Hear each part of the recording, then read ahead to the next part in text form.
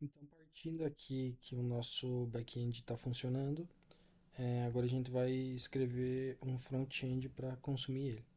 Então, eu vou criar aqui meu index.html e meu main.js. Aqui no index eu vou escrever exclamação, apertar tab, ele vai criar um arquivo padrão HTML para mim, básico. Aqui eu vou utilizar a tag script para eu linkar com o meu main. Aqui no parâmetro source eu vou falar no que ele está. E eu vou passar o parâmetro defor, que ele vai carregar o script JavaScript depois de carregar todo o HTML, que vai evitar com que, por exemplo, eu tente acessar uma tag que não esteja carregada do HTML. Eu vim aqui em Go Live, ele vai abrir um servidor para o meu site. Então qualquer alteração que eu fizer aqui, ele vai atualizar em tempo real. Tá, agora a gente tem aqui duas rotas, a de get e a de post. Vamos primeiro pegar a de get, aqui no JavaScript. Eu vou só dar um alert para testar se está funcionando. Tá conectado então meu JavaScript o, com o meu HTML. Então a primeira coisa que eu vou fazer é utilizar o fetch. Eu vou criar uma variável do tipo constante, eu não vou alterar o valor dela depois, eu vou chamar de resposta. E dentro dela eu vou ter um fetch, que ele vai ser uma função que serve para fazer requisições. Eu vou jogar isso dentro de uma função assíncrona, porque o fetch ele é uma função assíncrona, portanto ele não roda na thread principal de JavaScript, ele roda depois. Então o JavaScript roda tudo aquilo que é assíncrono e deixa para executar ele em um segundo momento, porque tem o tempo de resposta com o servidor, correto? Então eu vou pegar dados, vou chamar essa função. Aqui eu vou colocar o await. Por que eu criei uma função assíncrona? Porque eu só consigo usar o await dentro de uma função assíncrona. Se eu venho, por exemplo, e coloco isso fora, aqui nesse caso ele não está dando erro. Mas isso não é o correto a se fazer. O correto é sempre utilizar o await dentro de funções assíncronas. Porque o await ele vai garantir que o que eu depois, se eu for manipular minha resposta, o await ele a minha resposta ela não vai ter uma promessa, ela vai ter a resposta concreta em si, porque se eu tiro o await, o que eu vou ter aqui é a minha promessa, né? Ele ainda vai executar, mas ainda não executou. Se eu venho aqui e executo e eu venho aqui para ver no meu console, tá aqui, é uma promessa. Ele é uma promessa rejeitada porque ele não concluiu a promessa. Se eu venho aqui e coloco um await, ele está dando o erro de que não captura nada, mas agora ele não está mais devolvendo a promessa, agora ele está executando tudo que está executando o que a promessa prometeu, né, no caso. Está executando assincronamente a função fetch. Tá, então ele está rodando na porta 3333, então a gente vai fazer uma requisição pro local http localhost 3333 e aqui o método é get. Se eu venho e testo aqui, ele ok, deu certo, só que o que eu estou imprimindo aqui é o header da requisição, não é o conteúdo dela. Para eu imprimir o conteúdo, eu vou criar uma variável chamada conteúdo, e dentro dela eu vou armazenar resposta.json, porque eu vou pegar o JSON de dentro de resposta e no caso quando eu pego isso é outra função assíncrona que executa, que ela vamos dizer assim, na resposta esse JSON vem embaralhado, então essa função serve para desembaralhar e daí eu vou armazenar dentro do conteúdo. Agora, se eu mostrar aqui conteúdo, ele vai imprimir o que tem dentro o que que meu get devolve. Aqui nesse caso, o que que o get está fazendo? Ele está acessando a tabela produtos, selecionando tudo e devolvendo no formato JSON. Então aqui eu tenho duas linhas inseridas, né? Ele devolveu um array com dois itens, com dois elementos no caso, a posição 0 desse array tem esse item do banco de dados e esse outro elemento tem esse outro item do banco de dados. Tá, então isso é o meu front, né? Aqui eu já estou consumindo o meu banco de dados, só que até o momento eu estou imprimindo ele no console. O que que eu vou fazer agora? Eu vou desenhar ele na tela. Como que eu faço isso? Eu posso criar uma função separada que vai ser desenhar elementos, por exemplo. Aqui no meu HTML eu não tenho nada, né? Nenhuma tag dentro. Eu vou criar uma tag chamada lista. É uma div que tem o ID lista, ou seja, o identificador próprio dela como lista. Aqui, por que que eu criei isso? Porque eu vou colocar os meus elementos aqui que retorna no banco de dados aqui dentro dessa lista. Como que eu vou fazer isso? Eu vou criar uma variável do tipo constante, ou seja, eu vou atribuir o valor a ela só uma vez. Eu vou chamá-la de lista e dentro dela o que eu vou fazer? Eu vou acessar o document, que esse document se refere ao meu HTML. Dentro do HTML eu vou utilizar uma função getElementById, ou seja, pegar o elemento pelo ID dele. Qual que é o ID que eu quero? List. Então eu vou pegar um elemento lista.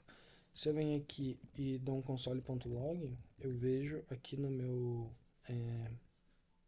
console do navegador que ele está apontando para essa div lista, ou seja, eu peguei o elemento, né? Eu peguei consegui fazer referência a essa div lista. Agora o que eu vou fazer? Tendo essa lista referenciada, dentro de desenhar elementos, eu vou pegar, por exemplo, um item. E o que eu vou fazer com esse item? Se eu venho aqui e eu imprimo a resposta aqui, o que ele me devolve? Que dentro da posição 0 tem um campo chamado descrição e dentro dele camisa de manga comprida. Tem um campo ID e dentro dele tem o campo nome e camisa, né? Então eu vou desenhar esses itens na tela. Como que eu vou fazer isso? Eu vou pegar um item, né? Eu vou pegar uma variável, que ele pode ter um tipo qualquer. E o que eu vou fazer? Eu vou criar uma nova tag, por exemplo,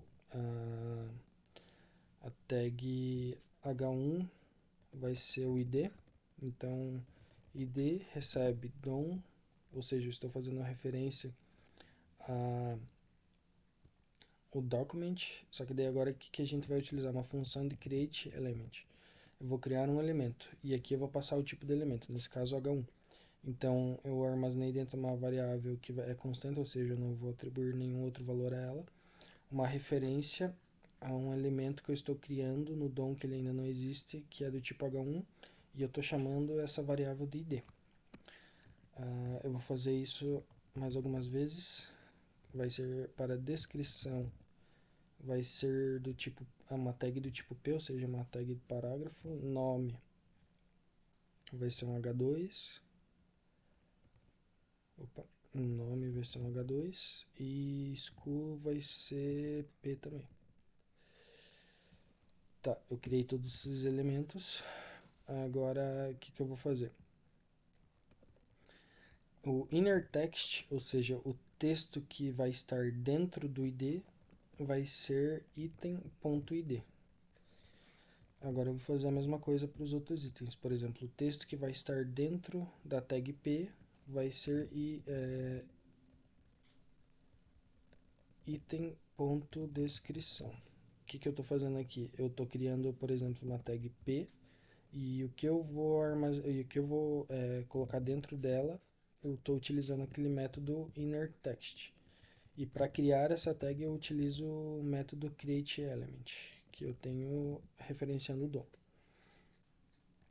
Tá, agora nome, o inner text dele vai ser ponto .nome. e school, dentro dele school. Tá. Agora o que eu vou fazer?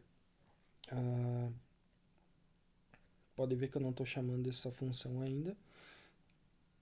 Então eu vou chamar essa função na função que eu pego os dados. Não, melhor, eu vou separar o que cada função faz. Então essa função pegar dados, ela vai me retornar o conteúdo.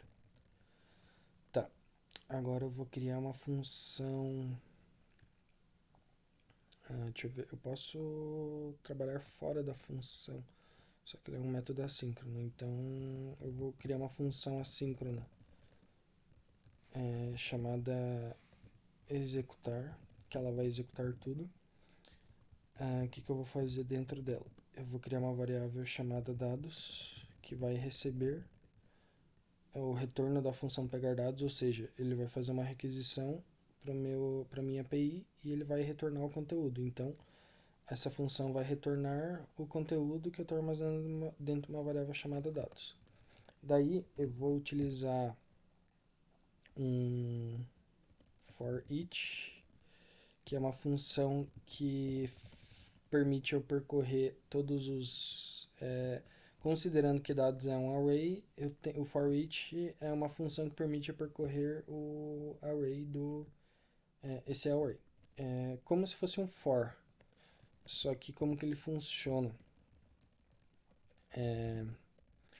Eu vou criar o for each, ele é uma função, que ele é uma arrow function, né? Então eu coloco parênteses e dentro dele eu passo uma arrow function, ou seja, eu crio uma função anônima e daí eu falo dentro dos parênteses eu pego o item referência, ou seja, para cada item eu vou fazer algo. Nesse caso, o que eu fiz? Eu tô pegando cada item e imprimindo ele no console individualmente. Se eu coloco para executar, a minha função executar, ele deu erro porque tá, porque o for each é com E maiúsculo, não com E minúsculo. Enfim, eu estou imprimindo cada um individualmente. Pode ver aqui que ele está imprimindo o objeto e não um array, porque o que esse for each faz? É uma função, é como se fosse um for. E daí dentro do parênteses eu pego o item individual e chamo ele de um nome, nesse caso eu estou chamando de item, e eu falo o que ele deve fazer, nesse caso eu imprimi no console. Tá, só que ao invés de imprimir no console, eu vou chamar a função desenhar elementos e eu vou passar para ela o item. Ou seja, eu estou chamando essa função e eu estou criando elementos, eu estou criando tags para o meu HTML, correto? Só que se eu venho aqui ainda não está aparecendo. Por quê? Porque eu ainda não estou adicionando ele na minha lista. Por isso que eu criei a referência para minha lista. Agora o que eu vou fazer? List.appendChild é uma função que, dada a referência para uma tag HTML, o appendChild é que eu vou acrescentar dentro da lista uma referência. Nesse caso, eu vou passar ID, descrição, nome e school. Agora, se eu salvo, agora ele deu certo. Agora, para todos os itens que o meu banco de dados retornou, eu desenhei elementos HTML no meu site. Portanto, eu consumi a API e renderizei